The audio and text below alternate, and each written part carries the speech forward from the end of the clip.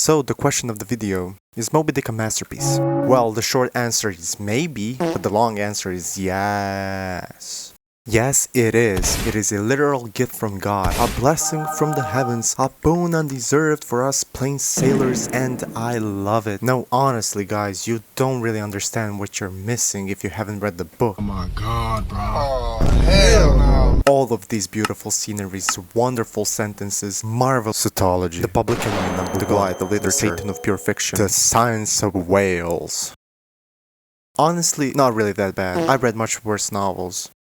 Don't kill me. But now, how come I so highly esteem this masterpiece when in reality, this is one of the most hated books in literary history? So to better understand this, let's review some of the comments on Goodreads, shall we? First of all, okay, what the hell is this rating? 3.6? Really? We're having a problem here, guys. We're not on the right footing from the very beginning, but I'll give it a try. So, let's see. Is it a colossal bore? Decidedly.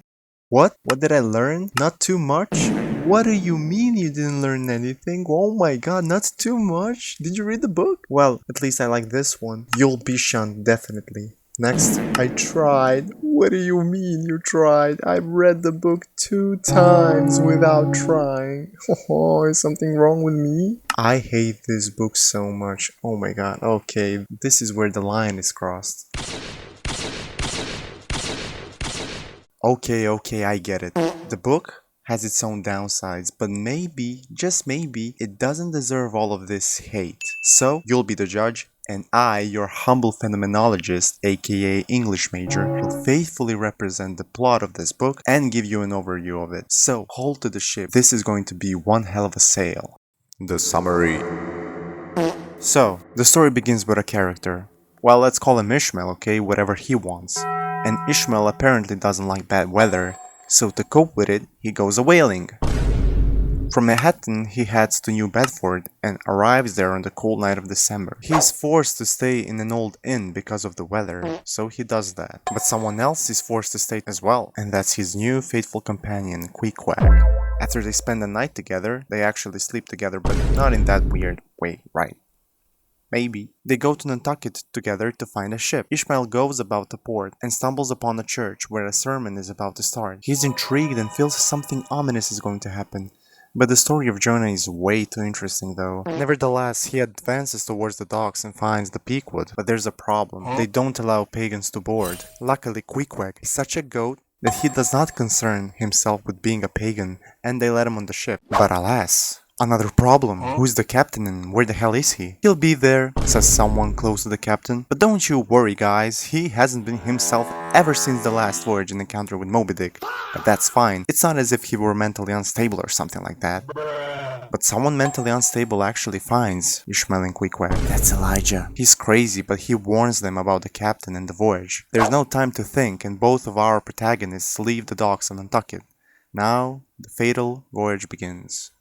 Ah, there's the captain and his name is Ahab. Wait, where does that name come from? What? He really doesn't have a leg and he's actually seen Moby Dick? It's not a myth? Ishmael is fascinated with Ahab, who only comes out when the weather is pleasant. The tranquil sea has its effects on Ishmael as well, and this is where we get a lot of the chapters which talk about everything but Moby Dick. Oh my god. We get to know the crew better, sailors from all around the world ready for whaling, the parts of the ship, cetology, the taxonomy of whales, the history of whaling, and so on. It is important to comprehend these things because they set the novel in a historical timeline, but more on that later. Let's introduce some of the new characters, shall we? First, we have Starbuck, the second in command. Then, we have Stubb and Flask, also the leaders. Queequeg is the harpooner for the Starbuck's boat, Stego for Stubb's boat, and Daggoo for Flask's boat. But there's a secret group which Ahab has hired, Fidela or Parsi, and his men. Now, Ahab summons the crew on the quarterdeck, and this is where we get the glimpse of the characters, especially Ahab's. He's definitely mad, and he wants revenge on Moby Dick. What? Everyone's in awe. We did not sign for this. Oh, you're going to give a doubloon to the first man who spots Moby Dick. Okay. Starbuck tries to reason the situation, and then we get this line. Talk not to me of blasphemy, man. I'd strike the sun if it insulted me.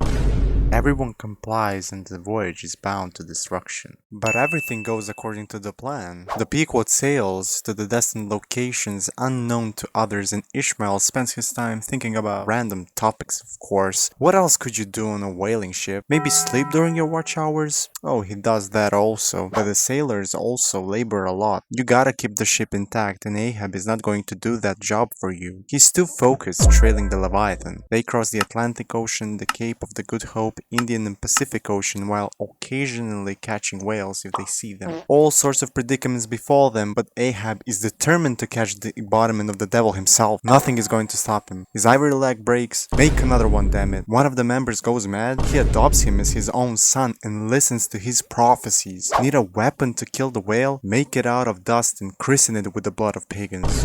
Okay, what? He does order a harpoon to be made and says, I baptize thee not in the name of the Father, but in the name of the devil.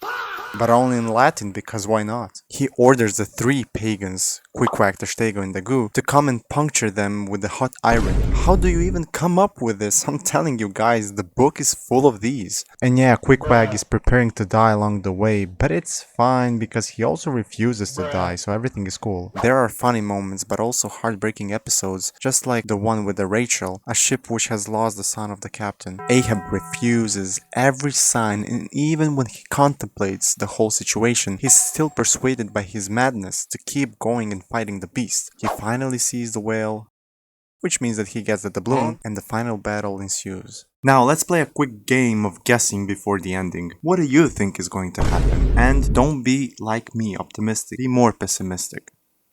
Okay, if you said no one, you were actually right, except only one man survives, and that's Ishmael, of course. He has to tell the story. Ishmael somehow manages to avoid a shipwreck caused by Moby Dick and holds onto Quickwag's coffin, the one crafted for his death. Another question, and you'll get more points if you guess which ship saves Ishmael.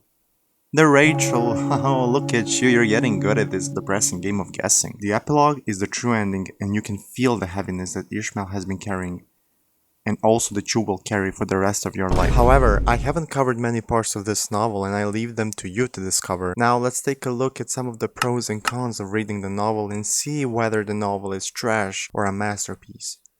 First of all, you have to appreciate the genius of Melville. I know you don't expect to read trivial things about whaling in whales, but these details paint the soul of the writer. Melville was passionate about writing, and as a sailor himself, he had a lot of time to read and learn. Take for example the honor and glory of whaling. Ishmael takes the story of Perseus saving Andromeda in this painting.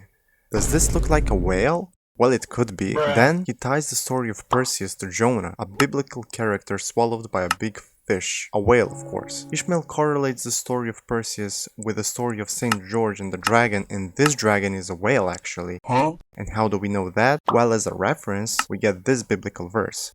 He proceeds to claim Hercules and Vishnu, a Hindu god, as one of the whalemen. Thus, Ishmael single-handedly establishes a saint order of whalemen, heroes, prophets, demigods, gods, and Ishmael. This whole chapter is glued by beautiful use of language. It seems trivial and not important, but chapters like this display how bored Ishmael is, but also how crafty and creative he is as well. It doesn't matter whether these arguments make sense, we still get an argumentation, and what is important, a new view of whales in history. He does similar things in these chapters as well. Also, another thing, Ishmael is portrayed as a reliable witness and speaker of the story. But what if nothing of this ever happened and he came up with the story himself?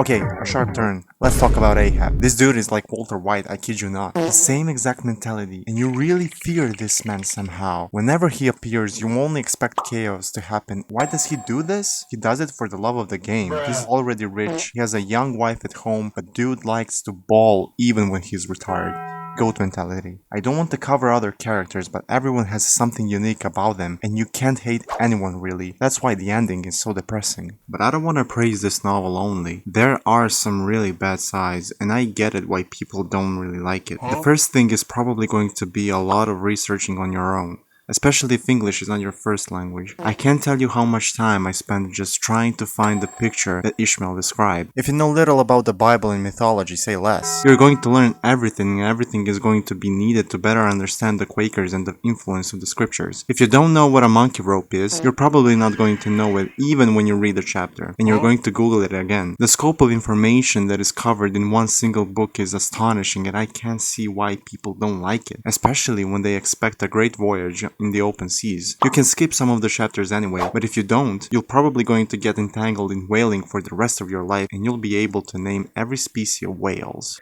So, to conclude the matter, Moby Dick is goated, your opinion sucks, and your mom doesn't love you, and neither do I. Jokes aside, this format cannot cover all of the book's aspects. The video could be 2 hours long just explaining the history of whaling. Just hating the book could take 3 hours, I don't know. I get it, people hate it because it's a slow-paced book, but this slowness allows the reader to appreciate and contemplate about the book. Through Ishmael, you'll experience what it's like to be on a boring whaling ship and how idle mind is able to entertain itself. Every ordinary item becomes a matter of fascination. You'll experience every part of the ship, literally, but also epic and exciting episodes of whaling. The book is not for everyone, but it has something for everyone, and that's why Moby Dick is a masterpiece.